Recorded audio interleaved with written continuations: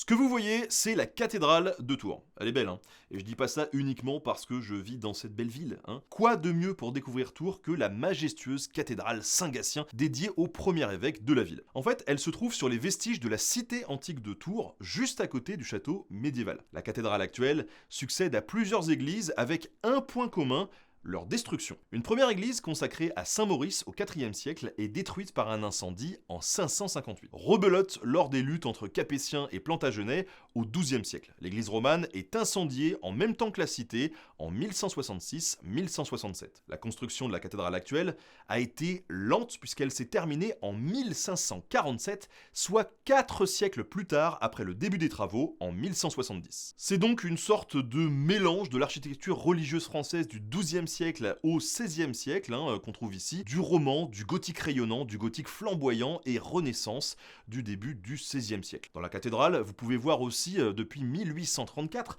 le tombeau des enfants de Charles VIII et Anne de Bretagne, autrefois installés dans la basilique Saint-Martin. Ce tombeau, il est en marbre de Carrare, il est de pur style Renaissance. En gros, ici, on a tous les styles architecturaux. Si vous y faites un tour, franchement, surtout, il faut pas louper les incroyables vitraux, hein. Les plus beaux ornent les chapelles du déambulatoire et les fenêtres hautes du chœur. Vous me direz ce que vous en pensez.